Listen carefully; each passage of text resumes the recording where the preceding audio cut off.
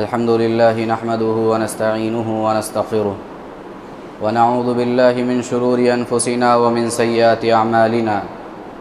من يهده الله فلا مضل له ومن يضلل فلا هادي له وأشهد أن لا إله إلا الله وحده لا شريك له وأشهد أن محمدا عبده ورسوله فأعوذ بالله السميع العليم من الشيطان الرجيم من همزه ونفخه ونفثه بسم الله الرحمن الرحيم يا أيها الذين آمنوا اتقوا الله حق تقاته ولا تموتن إلا وأنتم مسلمون يا أيها الناس اتقوا ربكم الذي خلقكم من نفس واحدة وخلق منها زوجها وبث منهما رجالا كثيرا ونساء واتقوا الله الذي تساءلون به والأرحام إن الله كان عليكم رقيبا يا أيها الذين آمنوا اتقوا الله وقولوا قولا سديدا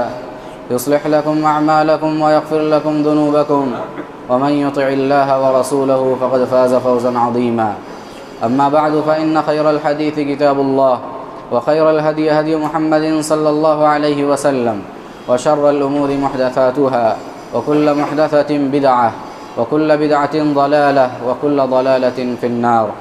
فأعوذ بالله من الشيطان الرجيم بسم الله الرحمن الرحيم قاف والقرآن المجيد بل عجبوا أن جاءهم منذر منهم فقال الكافرون هذا شيء عجيب أئذا متنا وكنا ترابا ذلك رجع بعيد قد علمنا ما تنقص الأرض منهم وعندنا كتاب حفيظ بل كذبوا بالحق لما جاءهم فهم في أمر مريج أفلم ينظروا إلى السماء فوقهم كيف بنيناها وزيناها وما لها من فروج والأرض مددناها وألقينا فيها رواسي وأنبتنا فيها من كل زوج بهيج وقال تبارك وتعالى في موضع آخر يا أيها الذين آمنوا لا تأكلوا الربا أضعافا مضاعفة واتقوا الله لعلكم تفلحون واتقوا النار التي أعدت للكافرين وأطيعوا الله والرسول لعلكم ترحمون معزز حاضرین، خطبہ مسنونہ کے بعد سورہ آل عمران کی 3 آیات آپ کے سامنے پڑھی گئی ہے۔ اللہ رب العالمین نے ان آیات میں ارشاد فرمایا کہ اے ایمان والو لا تأکلوا الربا اضعافا مضاعفہ، بڑھا چڑھا کر سود نہ کھایا کرو، واتقوا اللہ لعلکم تفلحون، اور اللہ تعالیٰ سے ڈرتے رہو تاکہ تم نجات پا سکو، واتقوا النار التي اعدت للکافرین، اور اس آگ سے بھی ڈرو جو کافروں کے لیے تیار کی گئی ہے،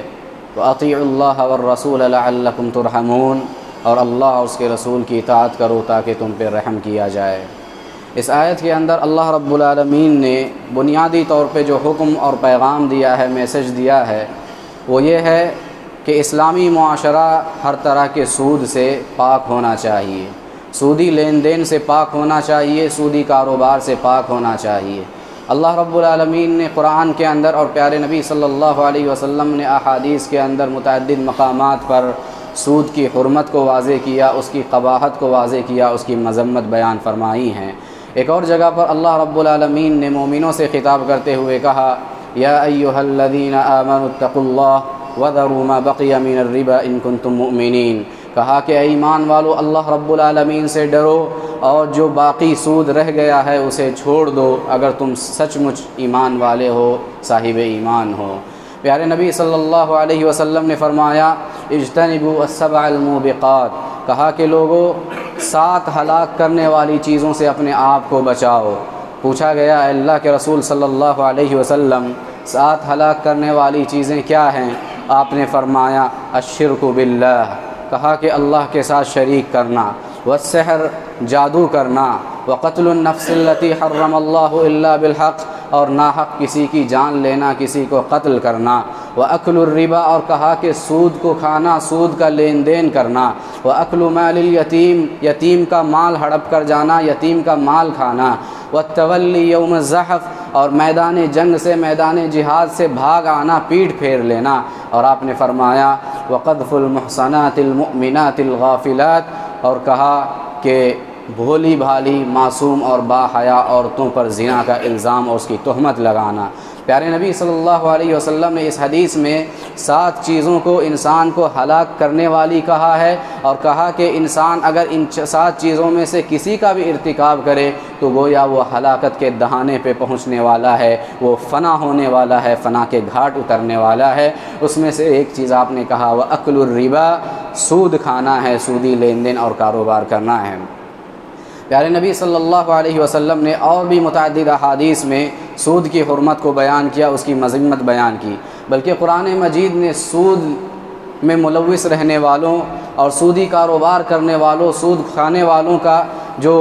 حلیہ بیان کیا ہے، ان کے لیے جو وعید بیان کی ہے، اللہ اکبر، اتنا خطرناک ہے اور اتنا خطرناک ہے کہ سن کے رونگٹے کھڑے ہو جاتے ہیں۔ قرآن مجید نے کہا الذین یأکلون الربا لا یقومون الا کما یقوم الذی یتخبطہ الشیطان من المس، کہا کہ جو شخص سود کھاتا ہے، سودی کاروبار کرتا ہے، سودی لین دین کرتا ہے، وہ روز قیامت اس طرح سے اٹھے گا جیسے کہ شیطان نے اسے چھو دیا ہو، گویا کہ اس کے اوپر بھوت سوار ہو، اس طریقے سے روز قیامت وہ اٹھایا جائے گا۔ قرآن مجید نے ایسے لوگوں کو کھلا چیلنج دیا، کہا یا ایھا الذین آمنوا اتقوا اللہ وذروا ما بقی من الربا ان کنتم مؤمنین، اے ایمان والو اللہ رب العالمین سے ڈرو اور جو باقی سود ہے اسے چھوڑ دو اگر تم سچ مچ ایمان والے ہو۔ پھر آگے کہا فَإِن لَّمْ تَفْعَلُوا فَأْذَنُوا بِحَرْبٍ مِّنَ اللَّهِ وَرَسُولِهِ، اگر تم باز نہیں آئے، سودی کاروبار کو تم نے چھوڑا نہیں، تو اللہ اور اس کے رسول کے ساتھ جنگ کرنے کے لیے تیار ہو جاؤ۔ کتنی بڑی وعید ہے، ایک مسلمان ہے، ایک مومن ہے، کلمہ پڑھنے والا ہے، اللہ اور اس کے رسول کا نام لینے والا ہے، لیکن قرآن مجید کا مطالعہ کر لیجئے، پوری احادیث مبارکہ کا مطالعہ کر لیجئے، کہیں پہ بھی کسی بھی بڑے سے بڑے گناہ پر یہ وعید بیان نہیں ہوئی کہ گناہ کرنے والے سے یہ کہا جائے کہ اللہ اور اس کے رسول اس کے لیے اس کے ساتھ جنگ کرنے کو تیار ہیں، یا یہ اللہ اور اس کے رسول کے ساتھ جنگ کرنے کو تیار ہیں۔ سود ایسا کاروبار ہے، سود ایک ایسی چیز ہے کہ جو شخص اس میں ملوث ہو جائے، قرآن کہتا ہے کہ ایسے شخص کے ساتھ اللہ اور اس کے رسول نے اعلان جنگ کیا ہے، حاکم وقت اس کے خلاف جہاد کرے گا۔ اسی طریقے سے پیارے نبی صلی اللہ علیہ وسلم نے فرمایا، راوی حدیث کہتے ہیں لعن رسول اللہ صلی اللہ علیہ وسلم آکل الربا وموکلہ وشاہدیہ وکاتبہ وقال کلہم سوا، پیارے نبی صلی اللہ علیہ وسلم نے سود کھانے والے پر، سود کھلانے والے پر، سود کی گواہی دینے والے پر، سود کے معاملات کو لکھنے والے پر، ان تمام لوگوں پر پیارے نبی صلی اللہ علیہ وسلم نے لعنت فرمائی، اور آپ نے کہا کہ یہ سب کے سب سود کے معاملے میں برابر کے شریک ہیں اور سود کے گناہ میں برابر کے حصے دار ہیں۔ ایک اور حدیث میں آپ صلی اللہ علیہ وسلم نے فرمایا کہ سود کے 73 دروازے ہیں، 73، کہا کہ سود کے 73 دروازے ہیں، اس میں سب سے ہلکا گناہ یہ ہے کہ انسان گویا اپنی ماں کے ساتھ نکاح کرتا ہے، اپنی ماں کے ساتھ زنا کرتا ہے۔ ایک اور حدیث میں آپ نے فرمایا کہ سود کا 1 درہم آدمی اگر جانتے بوجھتے کھاتا ہے، گویا وہ 36 مرتبہ زنا کرتا ہے، بلکہ 36 مرتبہ زنا کرنے سے بھی زیادہ خطرناک ہے۔ پیارے نبی صلی اللہ علیہ وسلم فرماتے ہیں کہ 2 فرشتے میرے پاس رات میں آئے، حضرت جبریل اور حضرت میکائیل، مجھے اٹھا کر فلسطین ارض مقدس کی طرف لے گئے، اور پھر وہاں بہت سارے معاملات اللہ کے نبی صلی اللہ علیہ وسلم کو دکھائے گئے جو غیبی معاملات تھے۔ پیارے نبی صلی اللہ علیہ وسلم فرماتے ہیں وہاں میں نے دیکھا کہ ایک چیز، ایک آدمی ہے، ایک دریا ہے، خون کا دریا ہے، پوری طرح سے خون سے بھرا ہوا دریا ہے، ایک آدمی اس کے بیچوں بیچ تیر رہا ہے، تیرتے تیرتے دریا کے کنارے آنا چاہتا ہے، جو ہی دریا کے کنارے آتا ہے، دریا کے کنارے کھڑا ایک انسان پتھر، بڑا وزنی پتھر لے کے کھڑا ہے، اور جیسے ہوئی وہ دریا میں رہنے والا شخص تیر کے کنارے آتا ہے، یہ دریا کے کنارے رہنے والا شخص پتھر اٹھا کے زور سے اسے مارتا ہے، پھر سے وہ شخص دریا کے بیچ میں چلا جاتا ہے، پھر وہاں سے تیرتے ہوئے آتا ہے تاکہ وہ اس سے باہر نکل جائے، پھر وہ کنارے پہ موجود شخص پتھر اٹھا کے اس زور سے مارتا ہے کہ پھر سے دوبارہ وہ دریا کے بیچ چلا جاتا ہے۔ یہ معاملہ اس کے ساتھ برابر ہو رہا ہے، ہوتا رہے گا۔ پیارے نبی صلی اللہ علیہ وسلم فرشتوں سے پوچھتے ہیں کہ آخر یہ شخص ہے کون اور یہ سزا اسے کیوں دی جا رہی ہے؟ فرشتے فرماتے ہیں کہ یہ اصل میں سود خور ہے اور سودی لین دین، سودی کاروبار میں یہ ملوث تھا، اس وجہ سے اسے یہ سزا دی جا رہی ہے۔ ساتھ ہی فرشتے یہ کہتے ہیں کہ جب تک قیامت قائم ہوگی تب تک یہ سزا اسے برابر دی جاتی رہے گی۔ حضرات، یہ سود بڑی خطرناک چیز ہے۔ آج سود کا معاملہ ایسا ہے کہ نام بدل بدل کے، خوبصورت ناموں کے ساتھ، حسین ناموں کے ساتھ، خوبصورت ٹائٹل کے ساتھ آج ہمارے معاشرے کے اندر سود موجود ہے اور سود کی شکلیں موجود ہے۔ آج روپے پیسے کے معاملے میں، لین دین کے معاملے میں، کاروبار کے معاملے میں لوگ اتنے چوکنا نہیں ہیں۔ بس یہ فکر ہے کہ روپیہ کہاں سے آئے، پیسہ کہاں سے آئے، بینک بیلنس کیسے مضبوط ہو۔ آج ہمارے درمیان حلال و حرام کی کوئی تمیز نہیں، جائز اور ناجائز کی کوئی تفریق نہیں، حق اور باطل کا کوئی فرق نہیں ہے، صحیح اور غلط کی کوئی تمیز نہیں ہے، بلکہ پیسہ کہاں سے آ رہا ہے، کیوں آ رہا ہے، کس طرح سے آ رہا ہے، کس جگہ سے آ رہا ہے، کوئی فرق نہیں پڑتا۔ ہر چھ آمد در گھسیٹ کا معاملہ ہے کہ جو بھی آئے، جہاں سے بھی آئے، بس اپنے پاس رکھنا ہے، جمع کرنا ہے اور بینک بیلنس مضبوط کرنا ہے۔ یہ رویہ آج ہمارا اور ہمارے معاشرے کے اندر پایا جاتا ہے۔ حضرات، میں نے سود کے اس موضوع پہ جو مختصر سی تمہید باندھی اور مختصر سی گفتگو کی ہے، وہ اس لیے کہ ہمارے معاشرے میں آج سود کے ویسے تو بہت سارے دروازے کھلے ہوئے ہیں، بہت سارے دروازے کھلے ہیں اور بہت سارے کاروبار سود کے نام بدل کر کے سود کے کاروبار، سودی کاروبار ہوتے ہیں۔ اس میں سے ایک چیز جو میں آج کے خطبے میں آپ کے سامنے بیان کرنے جا رہا ہوں، میں نے دیکھا ہے، میں ابھی کچھ دنوں سے فیملی روم کی تلاش میں ادھر ادھر گھوم رہا تھا، تو اس دوران مجھے یہ چیز بڑی شدت سے پہلی مرتبہ احساس ہوا کہ سود کا یہ معاملہ معاشرے کے اندر کس قدر رائج ہے۔ اور پھر اس کے بعد بعض لوگوں کے سوالات بھی آئے اس حوالے سے، یعنی میں کہنا یہ چاہ رہا ہوں کہ ہیوی ڈپوزٹ کا جو معاملہ ہے ہمارے معاشرے میں بہت ہی عام ہے۔ آج ہیوی ڈپوزٹ کا معاملہ آج ہمارے معاشرے میں بہت ہی عام ہے۔ ہیوی ڈپوزٹ یہ کیا ہے، اس کی شرعی حیثیت کیا ہے، بہت سارے لوگ یا تو جانتے نہیں ہیں یا بہت سارے لوگ جانتے بوجھتے بھی اس میں ملوث ہے۔ آج کے خطبے میں میں ہیوی ڈپوزٹ کو مختصر وقت میں اس کا خلاصہ، اس کا حکم آپ کے سامنے بیان کروں گا۔ ہیوی ڈپوزٹ ہے کیا؟ اصل میں دیکھا جائے تو ہیوی ڈپوزٹ پورے ہندوستان بھر میں، ملک بھر میں کرائے پر گھر کے لین دین کا ایک معروف طریقہ ہے، مکان کے لین دین کا ایک معروف طریقہ ہے، جس میں ہوتا کیا ہے کہ ایک گھر کا کرایہ مثال کے طور پہ 5,000 ہے اور ڈپوزٹ 50,000 ہے، تو مکان مالک کیا کرتا ہے، 50,000 ڈپوزٹ کے بجائے اس کے مقابلے میں ایک بڑی رقم لے لیتا ہے، 3 لاکھ، 4 لاکھ، 5 لاکھ ڈپوزٹ کے طور پہ لیتا ہے، اور اس کے مقابلے میں جو کرایہ 5,000 ہوتا ہے یا تو اس کرایے کو پوری طرح سے معاف کر دیتا ہے یا کرائے میں تخفیف کر دیتا ہے، بس مختصر سا کرایہ لیتا ہے 500 یا 1,000۔ یہ ہیوی ڈپوزٹ کا طریقہ آج ہمارے معاشرے میں رائج۔ ہیوی ڈپوزٹ اصل میں ہے کیا، شرعی حیثیت اس کی کیا ہے؟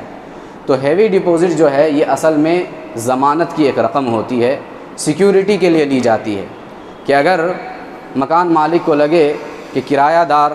1 مہینے کا یا 2-3 مہینے کا کرایہ دیے بغیر چلا جائے گا، لائٹ بل ادا کیے بغیر بھاگ جائے گا، یا گھر ہے، مکان جو بھی ہے اس کے اندر کوئی توڑ پھوڑ کرے گا، کوئی نقصان پہنچائے گا، تو ان ساری چیزوں سے نمٹنے کے لیے مکان مالک کیا کرتا ہے، پہلے ہی ایک رقم فکس کر کے ڈپوزٹ کے طور پر اس کے پاس سے، کرایہ دار کے پاس سے لے کے رکھ لیتا ہے، تاکہ اس طرح کا اگر کوئی حادثہ پیش آئے، کوئی نقصان ہو، تو پھر اس رقم کے ذریعے سے اس کی بھرپائی کی جائے گی۔ تو یہ رقم جو ہے اصل میں کیا ہے، یہ سیکیورٹی کے لیے ہوتی ہے، گویا شریعت کے نزدیک یہ جو رقم ہے یہ امانت ہے، استعمال کے لیے نہیں ہے۔ یہ رقم جو ہے امانت کے طور پہ رکھی جا رہی ہے، یہ استعمال کے لیے نہیں ہے۔ لیکن ہیوی ڈپوزٹ میں معاملہ کیا ہوتا ہے، ہیوی ڈپوزٹ میں معاملہ یہ ہوتا ہے کہ یہ بات دونوں طرف سے طے شدہ ہوتی ہے، کرایہ دار کی طرف سے بھی اور مکان مالک کی طرف سے، دونوں طرف سے یہ بات طے شدہ ہوتی ہے، معہود فی الذہن ہوتی ہے، انڈرسٹوڈ ہوتی ہے کہ یہ جو رقم ڈپوزٹ کے طور پہ لی جا رہی ہے یہ اصل میں استعمال کرنے کے لیے لی جا رہی ہے۔ یہ بات طے شدہ ہے کہ یہ جو رقم ڈپوزٹ کے طور پہ لی جا رہی ہے یہ اصل میں استعمال کے لیے لی جا رہی ہے، اور اس کے استعمال کرنے سے جو فائدہ مکان مالک کو ہو رہا ہے اسی فائدے کی وجہ سے وہ یا تو کرایہ معاف کر رہا ہے یا کرائے میں تخفیف کر رہا ہے۔ اس اعتبار سے اگر دیکھا جائے تو ڈپوزٹ کی یہ جو رقم ہے اصل میں اپنے اصل کے اعتبار سے یہ کیا ہے، قرض ہے۔ اپنے اصل کے اعتبار سے ڈپوزٹ کی یہ رقم قرض ہے، اور اسلام جب کسی چیز پر حکم لگاتا ہے، حلال یا حرام کا، جائز و ناجائز کا، صحیح یا غلط کا، تو اس کے اصل کے اعتبار سے لگاتا ہے، معاشرے میں اس کے مروج نام کی بنیاد پہ نہیں لگاتا ہے۔ اپنے اصل کے اعتبار سے اسلام کسی بھی چیز پر حکم لگاتا ہے۔ اب یہاں یہ مسئلہ ہے کہ ہیوی ڈپازٹ جو ہے، یہ جو رقم لی جاتی ہے یہ قرض ہوا، تو قرض جو ہے انسان اگر لیتا ہے کسی سے، تو قرض لینے کی صورت میں ہیوی ڈپازٹ کا معاملہ ایسا ہوتا ہے کہ اگر انسان قرض لے لیا تو قرض کی یہ جو رقم ہے اس پر کسی بھی طرح کا وہ شرطیہ نفع حاصل نہیں کر سکتا ہے۔ ہیوی ڈپازٹ یعنی قرض جو ہے، قرض اگر ہم کسی کو دے رہے ہیں، میں اگر کسی کو قرض دیتا ہوں تو میں قرض دینے والے سے کوئی شرطیہ نفع حاصل نہیں کر سکتا۔ ہیوی ڈپازٹ کے معاملے میں کیا ہوتا ہے کہ انسان جب ہیوی ڈپازٹ دے رہا ہے،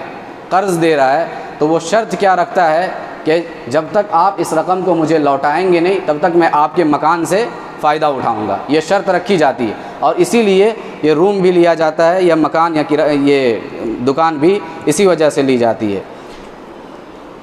ایک قاعدہ ہے جو تمام علماء کے درمیان متفقہ ہے، تمام مسالک کے، خواہ وہ اہل حدیث ہوں، احناف ہو، بریلوی ہو، کسی بھی مکتب فکر کے ہو، سب کے نزدیک ایک قاعدہ متفقہ قاعدہ ہے، اور وہ کیا ہے کہ کل قرض شرط فیہ بغیر عوض بغیر ان یزیدہ فہو حرام بغیر خلاف۔ کہتے ہیں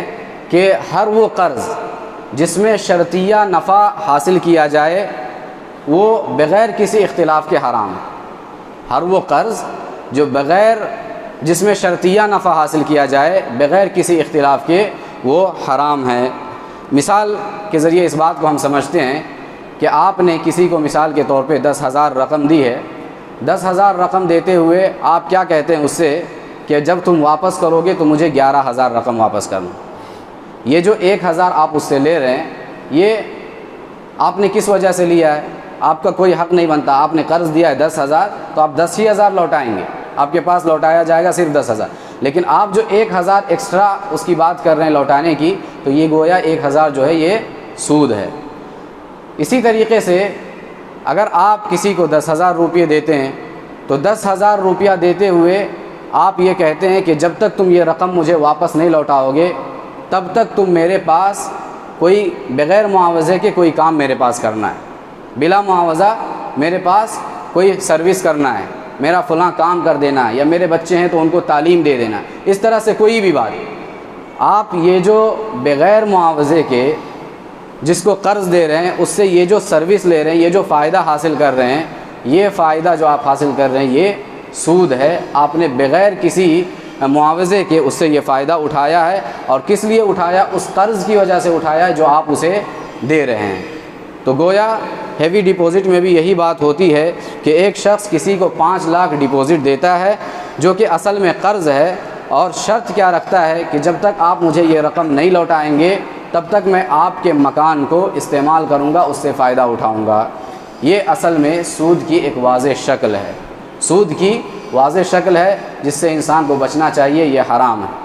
آج کے خطبے سے آپ یہ میسج لے کے جائیے، یہ پیغام لے کے جائیے۔ یہ میں نے دیکھا کہ بہت عام آج خاص طور پہ یہ دھراوی کا جو علاقہ ہے، اور جگہ کی تو مجھے نہیں معلوم ہے، لیکن یہاں چونکہ میں نے یہ چیز دیکھا ہے اور لوگوں سے سنا ہے، سوالات بھی آتے رہتے ہیں، یہاں یہ معاملہ کافی حد تک بڑھا ہوا ہے۔ یا تو لوگوں کو علم نہیں ہے اس بات کا، یا پھر علم ہونے کے باوجود بھی لوگ اس میں ملوث ہے محض پیسہ کمانے کی وجہ سے کے لیے۔ تو آج آپ کے اس خطبے سے یہ پیغام لیجئے اور یہ میسج لیجئے کہ ہیوی ڈپازٹ جو ہے یہ جائز نہیں ہے، یہ حلال نہیں ہے، یہ حرام ہے اور سود کی ایک واضح شکل ہے۔ ہیوی ڈپازٹ کو حلال کرنے کے لیے بعض لوگ کچھ ہیلے پیش کرتے ہیں، 2 ہیلے اس میں سے میں آپ کے سامنے رکھوں گا اور پھر اس کی وضاحت کروں گا۔ ایک ہیلہ یہ پیش کیا جاتا ہے کہ ہیوی ڈپازٹ کا جو معاملہ ہے، ہیوی ڈپازٹ کے معاملے میں چونکہ ہیوی ڈپازٹ کی جو رقم ہوتی ہے وہ اصلاً قرض ہے، ٹھیک ہے، ہم بھی کہتے ہیں کہ قرض ہی ہے، تو ہیوی ڈپازٹ کی رقم اصلاً قرض ہے، تو اس میں ہوتا کیا ہے کہ جو مکان مالک ہے اپنے اس قرض کے بدلے میں اپنا گھر وہ کرایہ دار کے پاس گروی رکھتا ہے۔ اس قرض کے بدلے میں مکان مالک کرایہ دار کے پاس اپنے گھر کو گروی رکھتا ہے، تو گویا اس اعتبار سے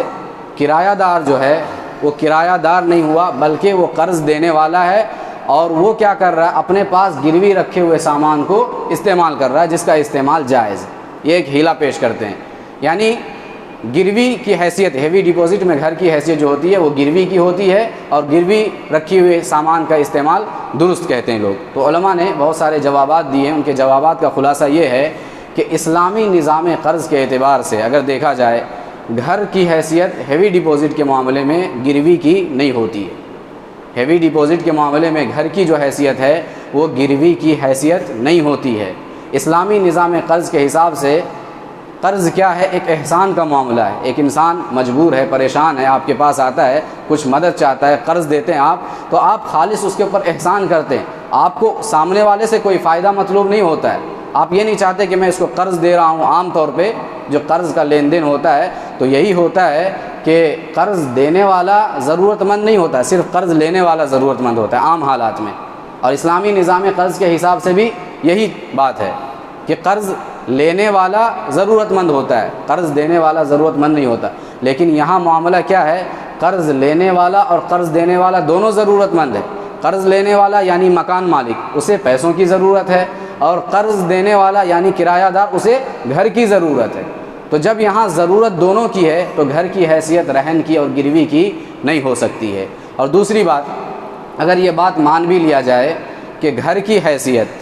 گروی کی ہے، ہیوی ڈپازٹ کے معاملے میں گھر کی حیثیت گروی رکھے ہوئے سامان کی ہے، اگر یہ مان بھی لیا جائے تب بھی اس کا استعمال کرایہ دار کے لیے جائز نہیں ہوگا۔ اس کا استعمال تب بھی کرایہ دار کے لیے جائز نہیں ہوگا۔ کیوں؟ اس لیے کہ المغنی لابن قدامہ فقہ کی ایک مشہور کتاب ہے، اس کے اندر یہ قاعدہ اور اصول لکھا ہوا ہے، اور یہ سب کے پاس متفقہ اصول ہے کہ فَإِنْ أَذِنَ الرَّاهِنُ لِلْمُرْتَهِنِ فِي الْإِنْتِفَاعِ بِغَيْرِ عِوَضٍ، کہ اگر کرایہ دار کو مکان مالک اپنی گروی رکھی ہوئی چیز استعمال کرنے کی اجازت بھی دے دے، کرایہ دار کو مکان مالک اپنی گروی رکھی ہوئی چیز کے استعمال کی اگر اجازت بھی دے دے، تب بھی اس کا استعمال کرایہ دار کے لیے جائز نہیں ہے، حلال نہیں ہے، وہ حرامی ہوگا۔ کیوں؟ اس لیے کہ قرض کے بدلے میں حاصل ہونے والا نفع ہے، یہ قرض کے بدلے میں حاصل ہونے والا نفع ہے یہ، جو کہ حرام ہے، درست نہیں ہے اس کا لینا۔ اور دوسری بات یہ ہے کہ گروی رکھے ہوئے سامان سے بھی فائدہ انسان کب اٹھا سکتا ہے؟ یہ بھی ایک سوال ہے۔ گروی رکھے ہوئے سامان سے انسان اگر فائدہ اٹھانا چاہے تو کب اٹھائے گا؟ اس کے لیے بھی شریعت نے ایک حد مقرر کی ہے۔ انسان کسی چیز پر، اس کے پاس گروی رکھی ہوئی ہے کوئی چیز، تو اس چیز پر وہ جتنا خرچ کر رہا ہے اپنی جانب سے، اپنے جیب سے، اس کی حفاظت کے لیے، نگرانی کے لیے جتنا وہ خرچ کر رہا ہے اتنا ہی اس سے فائدہ اٹھا سکتا ہے، اس سے زائد فائدہ نہیں اٹھا سکتا۔ مثال کے طور پہ حدیث ہے پیارے نبی صلی اللہ علیہ وسلم کی، ایک دم صراحت کے ساتھ یہ حدیث ہمیں کہتی ہے کہ اذا ارتهن شاة شرب المرتهن بقدر ثمن علفها، کہ اگر کسی کے پاس کوئی بکری گروی رکھی ہوئی ہے تو وہ اس پر جتنا چارہ لگا رہا ہے، چارے کا جتنا خرچ اس کے اوپر آ رہا ہے، اس چارے کے خرچ کے عوض میں وہ اتنی مقدار میں اس کا دودھ پی سکتا ہے۔ کسی کے پاس بکری گروی رکھی ہوئی ہے تو اس کے چارے پر وہ جتنا خرچ کر رہا ہے اسی مقدار میں اس سے وہ دودھ پی سکتا ہے۔ لیکن یاد رہے کہ اگر یہ خرچ کرنے سے زیادہ فائدہ اٹھائے گا تو پھر وہ جو زائد فائدہ ہوگا، زائد دودھ وہ دوہے گا یا پیے گا، اس کا شمار سود میں ہوگا۔ یہ ایک حدیث ہے پیارے نبی صلی اللہ علیہ وسلم کی، جس میں صراحت کے ساتھ یہ موجود ہے کہ گروی رکھے ہوئے سامان سے بھی فائدہ اتنا ہی اٹھایا جا سکتا ہے جتنا انسان اپنی جانب سے اس کے اوپر خرچ کر رہا ہے، اور خرچ کرنے سے زیادہ اگر فائدہ اٹھا رہا ہے تو جو بھی زیادہ فائدہ اٹھا رہا ہے وہ سود میں شمار ہوگا۔ یہ حدیث پوری صراحت کے ساتھ بتلاتی ہے۔ تو گویا اس ہیلے کا جواب کیا ہوا؟ پہلی بات تو یہ کہ ہیوی ڈپازٹ کے معاملے میں گھر کی حیثیت رہن کی نہیں ہوتی ہے، گروی کی نہیں ہوتی ہے، اور اگر ہوتی بھی ہے تو فائدہ صرف اتنا اٹھایا جا سکتا ہے جتنا کہ فائدہ جتنا کہ انسان اس کے اوپر خرچ کر رہا ہے۔ یہیں سے ایک اور معاملہ اسی روایت سے حل ہوتا ہے۔ بعض لوگ یہ ہیلا بھی پیش کرتے ہیں یہی خرچ کو لے کے، کہتے ہیں کہ روم کے اندر جو کرایہ دار مکان کے اندر رہتا ہے یا دکان کے اندر، تو وہ اس میں لائٹ بل بھی بھرتا ہے، لائٹ بل ادا کرتا ہے، پانی ہے تو پانی کا بل ادا کرتا ہے، اسی طریقے سے کوئی چیز کبھی کوئی خرابی آ گئی اس کو اپنی جانب سے درست کرواتا ہے، تو یہ تو اپنی جانب سے وہ خرچ کر رہا ہے نا، تو جب خرچ کر رہا ہے تو گروی رکھے ہوئے سامان سے تو فائدہ اٹھا سکتا ہے۔ یہ سوال پیدا ہوتا ہے اور لوگ یہ بات پیش کرتے ہیں اس کے جواز کے لیے، ابھی جو حدیث میں نے آپ کے سامنے رکھی ہے اس میں کیا ہے، صراحت کے ساتھ اس کا جواب موجود ہے کہ ٹھیک ہے گروی مانتے ہیں کہ گروی رکھا ہوا ہے، لیکن گروی رکھے ہوئے سامان سے فائدہ کتنا اٹھانا ہے، جتنا آپ اس کے اوپر خرچ کر رہے ہیں۔ لائٹ بل کتنا آتا ہے، 500 روپے، 1000 روپے، اور آپ فائدہ 10,000 کے روم میں لائٹ بل 500 یا 1000 آپ بھر رہے ہیں، اور فائدہ کتنے کا اٹھا رہے ہیں، 10,000 کا فائدہ اٹھا رہے ہیں، 9,000 کا فائدہ اٹھا رہے ہیں۔ تو آپ جتنا اس کے اوپر خرچ کر رہے ہیں اس سے کہیں زیادہ تو آپ فائدہ اٹھا رہے ہیں، تو جو زائد فائدہ آپ اٹھا رہے ہیں وہ سود ہے، تو اس اعتبار سے بھی یہ درست نہیں ہے۔ اسی طریقے سے ایک اور حیلہ یہ پیش کیا جاتا ہے کہ ہیوی ڈپوزٹ اس شکل میں اور اس صورت میں حرام ہے جبکہ کرایہ پوری طرح سے معاف کر دیا جائے، بالکل معاف کر دیا جائے، لیکن اگر کرائے کے طور پہ ایک چھوٹی سی رقم ہر مہینے کرایہ دار مکان مالک کو دے دے تو پھر یہ ہیوی ڈپوزٹ حلال ہے۔ یہ ایک حیلہ پیش کیا جاتا ہے کہ کرایہ اگر پوری طرح سے معاف ہو تو پھر ہیوی ڈپوزٹ حرام ہے، اور اگر کرایہ معاف نہیں ہے، تھوڑا بہت کرایہ اگر مکان مالک لے رہا ہے تو پھر ہیوی ڈپوزٹ حلال ہے۔ یہ حیلہ پیش کیا جاتا ہے۔ اس کا جواب دیتے ہوئے علماء نے کہا ہے کہ ہیوی ڈپوزٹ یعنی کرایہ معاف کر دینے میں اور کرائے میں تخفیف اور ڈسکاؤنٹ کرنے میں کوئی خاص فرق نہیں ہے۔ کرایہ معاف کر دینے میں اور کرائے میں ڈسکاؤنٹ کر دینے میں کوئی خاص فرق نہیں ہے۔ فرق صرف اتنا ہے کہ اگر کرایہ معاف کر دیتا ہے مکان مالک تو گویا وہ کرایہ دار کو زیادہ سود دیتا ہے اور کرایہ دار زیادہ سود لیتا ہے، اور اگر وہ کرائے میں تخفیف کرتا ہے تو کم سود لیتا ہے اور مکان مالک کم سود دیتا ہے۔ بس اتنا سا فرق ہے، باقی اور کوئی فرق نہیں ہے۔ جیسے اب دیکھیے کرایہ معاف کیوں کر رہا ہے مکان مالک، یہ سوچنے کی بات ہے کہ مکان مالک جو ہے آپ کا کرایہ معاف کیوں کر رہا ہے۔ آپ کہتے ہیں کہ کرایہ معاف کر دے تو پھر حرام ہے، اگر کرایہ معاف نہ ہو تھوڑی بہت رقم لے رہا ہے تو پھر جائز ہے۔ تو کرایہ معاف کیوں کر رہا ہے مکان مالک؟ اس لیے کر رہا ہے کہ اس نے ہیوی ڈپوزٹ کی شکل میں بڑی رقم آپ سے لی ہے۔ یہ جو بڑا اماؤنٹ آپ نے دیا ہے، بڑی رقم آپ نے اس کو دی ہے، اس بڑی رقم کی وجہ سے وہ آپ کا کرایہ معاف کر رہا ہے۔ یہی وجہ ہے، کوئی اور وجہ تو نہیں، آپ کے اوپر احسان تو نہیں کر رہا ہے، کوئی بڑا خیر خواہ تو نہیں ہے آپ کا۔ اس وجہ سے کرایہ معاف کر رہا ہے کہ اس نے آپ سے بڑا اماؤنٹ بطور قرض لیا ہوا ہے یا ڈپوزٹ کے نام پہ لیا ہوا ہے، بس اس وجہ سے وہ آپ کا کرایہ معاف کر رہا ہے۔ یہی چیز کرائے میں ڈسکاؤنٹ کے متعلق بھی ہے، یہی سبب وہاں پہ بھی پائی جاتی ہے کہ اگر مکان مالک آپ کا کرایہ کم کر رہا ہے، 5,000 کے بجائے 500 آپ سے کرایہ لے رہا ہے، 10,000 کے بجائے 1,000 آپ سے کرایہ لے رہا ہے، تو یہ کیوں لے رہا ہے؟ اسی وجہ سے لے رہا ہے کہ آپ نے ایک بڑا اماؤنٹ بطور قرض اسے دیا ہے ڈپوزٹ کی شکل میں، ہیوی ڈپوزٹ کے نام پہ۔ تو یہ جو بڑا اماؤنٹ آپ نے دیا، اس وجہ سے وہ آپ کے کرائے میں تخفیف کر رہا ہے، ڈسکاؤنٹ کر رہا ہے۔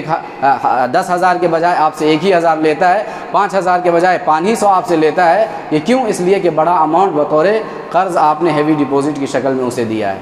تو کرایہ معاف کر دینے میں اور کرائے میں ڈسکاؤنٹ کر دینے میں، دونوں میں جو سبب ہے کرایہ معاف کرنے کی بھی اور کرائے میں ڈسکاؤنٹ کرنے کی، دونوں کا سبب ایک ہی ہے، علت ایک ہی ہے، ریزن ایک ہی ہے، وجہ ایک ہی ہے۔ تو جب دونوں چیزوں کی وجہ ایک ہے تو دونوں چیزوں پہ حکم کیوں الگ الگ لگے گا؟ شریعت کا ایک متفقہ اصول ہے اور مسلمہ قاعدہ ہے کہ جب کسی دو چیز پر ایک ہی دونوں کے ریزن ہو، سبب ایک ہی پایا جائے دونوں چیزوں میں، تو دونوں پر ایک ہی حکم لگے گا۔ تو جس طرح سے کرایہ معاف کر دینے کی صورت میں ہیوی ڈپوزٹ ناجائز ہے، حرام ہے، اسی طریقے سے کرائے میں تخفیف کرنے سے بھی یہ ہیوی ڈپوزٹ ناجائز اور حرام ہی ہیں۔ تو یہ کچھ حیلے ہیں جو بیان کرتے ہیں لوگ۔ تو میں آپ کو بتا دوں کہ ہیوی ڈپوزٹ چاہے وہ کسی بھی شکل میں ہو، آج جو ہمارے معاشرے کے اندر رائج ہے، رواج پا چکا ہے، یہ سراسر سود کی ایک شکل ہے اور اس سے انسان کو بچنے کی کوشش کرنی چاہیے۔ اس کے علاوہ ایک جائز اور متبادل طریقہ ہے۔ متبادل طریقہ کیا ہے کہ ایک انسان مثال کے طور پہ اس کے پاس ایک مکان ہے، اب وہ کسی کو دینا چاہ رہا ہے کرائے پہ، ہیوی ڈپوزٹ پہ دینا چاہ رہا ہے، تو وہ ایسا کر سکتا ہے کہ اگر اس کے گھر کا کرایہ 10,000 ہے تو 10,000 کے حساب سے وہ 3 سال کا کرایہ ایک ساتھ اس کے پاس سے وصول کر لے۔ 3 سال کا کرایہ یا جتنے سال وہ رہنا چاہتا ہے اتنا کرایہ ایک ساتھ وہ اپنے پاس ڈپوزٹ کے طور پہ نہیں، کرائے کے طور پہ لے کے رکھ لے۔ اگر ایسا وہ کرے گا تو یہ جائز ہے، ایک بڑی رقم بھی اسے حاصل ہو جائے گی۔ ہیوی ڈپوزٹ آدمی لیتا کیوں ہے؟ کیونکہ اس کو پیسے کی ضرورت ہے، پیسے کی ضرورت کی وجہ سے وہ ہیوی ڈپازٹ لیتا ہے، تو اس ضرورت کو اس اعتبار سے اور اس انداز میں پورا کیا جا سکتا ہے کہ وہ کرائے کے نام پہ جو کرایہ 3 سال کا یا 2 سال کا ہوگا وہ ایک ساتھ اکٹھی لے لیں اور پھر اس سے وہ فائدہ بھی اٹھا سکتا ہے۔ اور ایسے وقت میں اگر کرایہ دار کہے کہ کرائے میں کچھ تخفیف کرو تو آپ کرائے میں تخفیف بھی کر سکتے ہیں، کمی بھی کر سکتے ہیں، کیونکہ یہ قرض نہیں ہوا،